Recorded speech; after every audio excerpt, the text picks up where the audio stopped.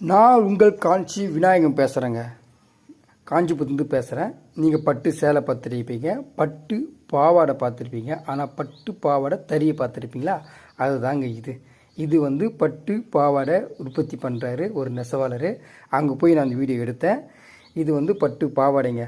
இது வந்து ஒரு 14 வயசு பொண்ணு இருக்காங்க பார்த்தீங்களா, பசங்க, அவங்க கட்டுறது.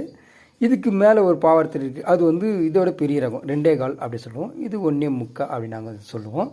இதுக்கு என்ன வித்தியாசம் பட்டு சரிக்கும் பட்டு பாவாடைக்கும் அப்படின்னா, ஓரத்தில் வந்து அந்த பக்கம் பேட்டு வரும், இந்த கட்சியில் வந்து நூல் இருக்கும். அது வந்து நூல்லே வந்து முடியும். அது வந்து பட்டுலேயே முடியும், இது நூலில் வந்து முடியும். இதுதான் வந்து பட்டு பாவாடை தறி. அப்புறம் இன்னொரு விஷயங்க, இதில் வந்து ரொம்ப விஷயம்னா, இது பழைய மாடல் தறிங்க, பழைய காலத்து மாடல். நல்லா கவனிச்சிங்கன்னா தெரியும். இதில் இரும்பு வேலைப்பா, இரும்புங்க, ஜாக்கார்ட் மிஷினுங்க எதுவுமே இருக்காது. இது முழுக்க வந்து பார்த்திங்கன்னா நூல்களாலே, இந்த டைமண்ட் நூல் கவுருங்க, இதுலேயே வந்து அடை கட்டுவாங்க. அடை கட்டி இதுதான் தர.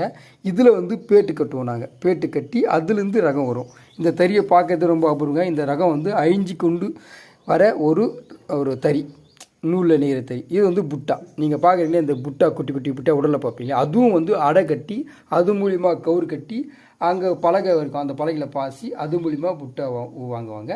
அந்த புட்டா ரகம் வரும்.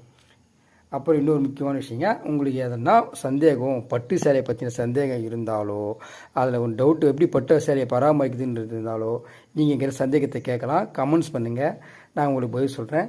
எங்கள் பட்டு தைகளை பற்றின எந்த ஒரு விஷயத்தை நீங்கள் தெரிஞ்சுன்னு நினச்சாலோ, காஞ்சிபுரத்தில் பற்றி தெரிஞ்சுன்னா எங்ககிட்ட டவுட் கேளுங்க.